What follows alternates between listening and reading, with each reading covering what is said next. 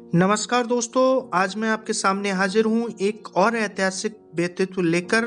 आज हम जिस व्यक्ति के बारे में आपको बताने वाले हैं, उन्हें इतिहास एवं भारतवर्ष महान सम्राट विक्रमादित्य के नाम से जानता है। भारत में चक्रवर्ती सम्राट उसे कहा जाता है जिसका कि संपूर्ण भारत में राज रहा हो। ऋषभदेव के पुत्र राजा भरत पहले चक्रवर्ती सम्राट थे, जिनके नाम पर ही इस अजनाव खंड का नाम भारत पड़ा। उज्जैन के सम्राट विक्रमादित्य भी चक्रवर्ती सम्राट थे। विक्रमादित्य का नाम विक्रमसेन था। विक्रम बेताल और सिंहासन बत्तीसी की कहानियां महान सम्राट विक्रमादित्य से ही जुड़ी हैं। इसी के साथ आपको बताता चलूं इनके जीवन पर कुछ अहम बातें। तो विक्रम संवत अनुसार विक्रमादित्य आज से 2288 वर्ष पूर्व हुए थे। नाबोवाहन के पुत्र राजा गंधर्वसेन भी चक्रवर्ती सम्राट थे। राजा गंधर्वसेन का एक मंदिर मध्य प्रदेश के सोनकच्छ के आगे गंधर्वपुरी में बना हुआ है। ये गांव बहुत ही रहस्यमयी गांव है। इनके पिता को महेंद्रादित्य भी कहते थे। इनके और भी नाम थे, जैसे गर्दभिल, गंधर्व बेस। गंधर्वसेन के पुत्र विक्रमादित्य और भर्तृहरि थे। विक्रम की माता का नाम सौम्य दर्शना था, जिन्हें वीरमती और मदन रेखा भी कहते हैं। इनकी एक बहन थी जिसे मैनावती कहते थे। इनके भाई भर्तृहरि के अलावा शंख अन्य भी थे। इनकी 5 पत्नियां थीं, मलयावती, मदनलेखा, पद्मिनी, चेल और चिल्ल महादेवी। इनके 2 पुत्र थे, विक्रमचरित और विनयपाल। 2 पुत्रियां थीं, प्रियंगु मंजरी और वसुंधरा। गोपीचंद नाम का इनका एक भांजा था। प्रमुख मित्रों में भट्टमात्र का नाम आता है। राजा पुरोहित त्रिविक्रम और वसुमित्र थे। मंत्री भट्टी और बहसिंधु थे। सेनापति विक्रम शक्ति और चंद्र थे। कलिकाल के 3000 वर्ष बीत जाने पर 101 ईसा पूर्व सम्राट विक्रमादित्य का जन्म हुआ था। इन्होंने 100 वर्ष तक राज किया। गीता प्रेस, गोरखपुर, भविष्य पुराण, पृष्ठ 245। विक्रमादित्य भारत की प्राचीन नगरी उज्जैनी के राज सिंहासन पर बैठे। विक्रमादित्य अपने ज्ञान, वीरता और उदारशीलता के लिए प्रसिद्ध थे, जिनके दरबार में नवरत्न रहते थे। कहा जाता है कि विक्रमादित्य बड़े पराक्रमी थे और इन्होंने शकों को परास्त किया था।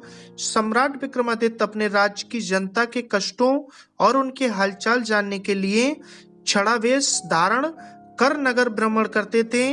राजा विक्रमादित्य अपने राज्य में न्याय व्यवस्था कायम रखने के लिए हर संभव कार्य करते थे।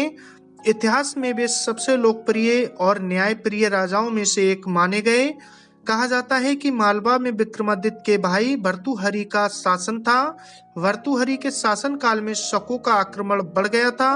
भर्तृहरि ने वैराग्य धारण कर जब राज त्याग दिया तो विक्रमसेन ने शासन संभाला और उन्होंने ईसा पूर्व 57 से 58 में सबसे पहले शकों को अपने शासन क्षेत्र से बाहर खदेड़ दिया। इसी की याद में उन्होंने विक्रम संवत की शुरुआत कर अपने राज्य के विस्तार का आरंभ किया। विक्रमादित्य ने भारत की भूमि को विदेशी शासकों से मुक्ति कराने के लिए एक बृहत्तर अभियान चलाना, और कहते हैं कि उन्होंने अपनी सेना की फिर से गठन किया। उनकी सेना विश्व की सबसे शक्तिशाली सेना बन गई थी, जिसने भारत की सभी दिशाओं में एक अभियान चलाकर भारत को विदेशियों और अत्याचारी राजाओं से मुक्त कर एक छत्र शासन को कायम किया।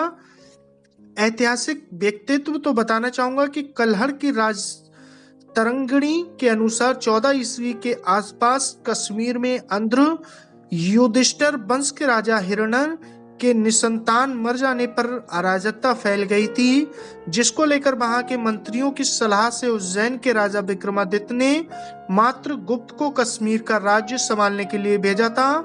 नेपाली राजवंशावली अनुसार नेपाल के राजा अंशुवर्मन के समय उज्जैन के राजा विक्रमादित्य के नेपाल आने का उल्लेख मिलता है। राजा विक्रम का भारत के संस्कृत, प्राकृतिक, अर्धमागधी, हिंदी, गुजराती, मराठी, बंगला आदि भाषाओं के ग्रंथों में विवरण मिलता है। उनकी वीरता, उदारता, दया, क्षमा आदि गुणों की अनेक गाथाएं भारतीय साहित्य में भरी पड़ी हैं। विक्रमादित्य के नवरत्नों के नाम कुछ इस प्रकार हैं। जैसे आपको बताना चाहूंगा कि नवरत्नों को रखने की परंपरा महान सम्राट विक्रमादित्य से ही शुरू हुई, जिसे तुर्क बादशाह अकबर ने भी अपनाया।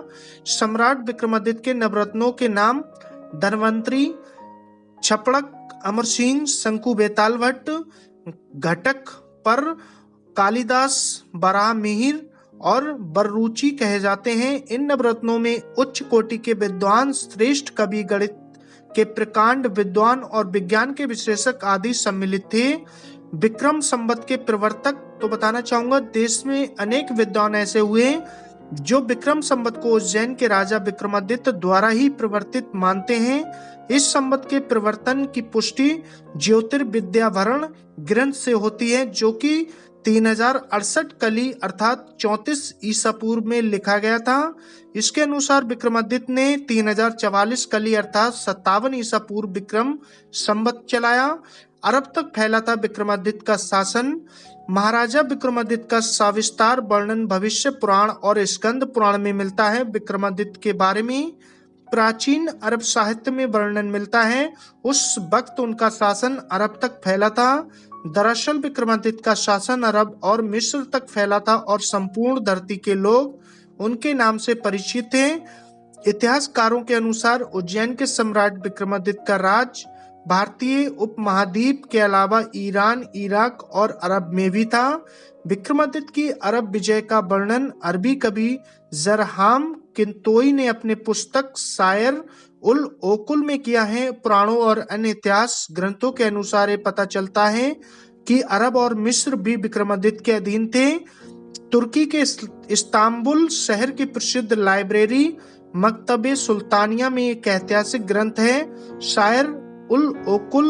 उसमें राजा विक्रमादित्य से संबंधित एक शिलालेख का उल्लेख है, जिसमें कहा गया है कि वे लोग भाग्यशाली हैं जो उस समय जन्मे और राजा विक्रम के राज्य में जीवन व्यतीत किया। वह बहुत ही दयालु, उदार और कर्तव्यनिष्ठ शासक था, जो हर एक व्यक्ति के कल्याण के बारे में सोचता था। उसने अपने पवित्र धर्म को हमारे बीच फैलाया। अपने देश के सूरज से भी तेज विद्वानों को इस देश में भेजा ताकि शिक्षा का उजाला फैल सके। इन विद्वानों और ज्ञाताओं ने हमें प्रभु की उपस्थिति और सत्य के सही मार्ग के बारे में बताकर एक परोपकार किया। ये तमाम विद्वान राजा विक्रमादित्य के निर्देश पर अपने धर्म की शिक्षा देने यहाँ आए थे। इसी के साथ बताना चाहूंगा कि अन्य सम्राट जिनके नाम के आगे विक्रमादित्य लगा है वो कुछ इस प्रकार थे, जैसे यथा श्री हर्ष, शूद्रक, हल, चंद्रगुप्त द्वितीय, शिलादित्य, यशोवर्धन आदि। दरअसल आदित्य शब्द देवताओं से प्रयुक्त है। बाद में विक्रमादित्य की प्रसिद्धि के बाद राजाओं को विक्रमादित्य उपाधि दी जाने लगी। विक्रमादित्य के पहले और बाद में और भी विक्रमादित्य हुए, जिसके चलते भ्रम की स्थिति उत्पन्न होती है। उज्जैन के सम्राट विक्रमादित्य के बाद 300 ईस्वी में समुद्रगुप्त के पुत्र चंद्रगुप्त द्वितीय अथवा चंद्रगुप्त विक्रमादित्य हुए। एक विक्रमादित्य द्वितीय 7वीं सदी में हुए, जो विजयादित्य विक्रमादित्य प्रथम के पुत्र थे। विक्रमादित्य द्वितीय ने अपने समय में चालुक्य साम्राज्य की शक्ति को अक्षुण्ण बनाए रखा। विक्रमादित्य द्वितीय के काल में ही लाट देश दक्षिणी गुजरात पर अरबों ने आक्रमण किया। विक्रमादित्य द्वितीय के शौर्य के कारण अरबों को अपने प्रयत्न में सफलता नहीं मिली और यह प्रतापी चालुक्य राजा अरब आक्रमण ने अपने साम्राज्य की रक्षा करने में समर्थ रहा। इसी के साथ पल्लव राजा ने पुलकेशन को परास्त कर मार डाला। उसका पुत्र विक्रमादित्य, जो कि अपने पिता के समान महान शासक था, गद्दी पर बैठा दिया गया। उसने दक्षिण के अपने शत्रुओं को विरुद्ध पुनः संघर्ष प्रारंभ किया। इसके चलते चालुक्यों के पुराने वैभव को काफी हद तक पुनः प्राप्त किया। यहाँ तक कि उसका परपोता विक्रमादित्य द्वितीय भी महान योद्धा था। 753 ईस्वी में विक्रमादित्य व उसके पुत्र का दंती दुर्गा नाम के एक सरदार ने तख्ता पलट दिया। उसने महाराष्ट्र व कर्नाटक में एक और महान साम्राज्य की स्थापना की, जो राष्ट्रकूट कहलाता है।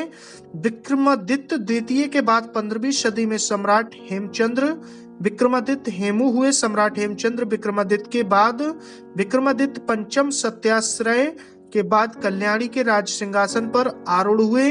इन्होंने लगभग 1008 ईस्वी में चालुक्य राजा की गद्दी को संभाला। भोपाल के राजा भोज के काल में यही विक्रमादित्य थे।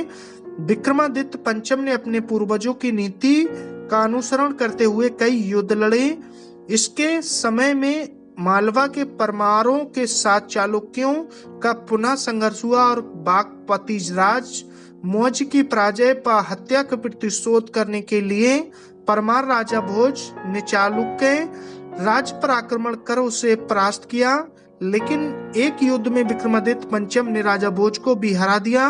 तो दोस्तों, ये थी एक महान सम्राट विक्रमादित्य के जीवन से जुड़ी कुछ बातें जो मैंने आपके साथ शेयर की। अगर आपको ये वीडियो अच्छी लगे तो वीडियो को लाइक करें, कमेंट्स करें और ज्यादा से ज्यादा शेयर करें, ताकि दूसरे लोग भी इस स्टोरी के बारे में जान पाए, विक्रमादित्य के इतिहास के बारे में। तो मिलते हैं दोस्तों फिर नेक्स्ट वीडियो में नेक्स्ट जानकारी के साथ, नेक्स्ट स्टोरी के साथ। आपने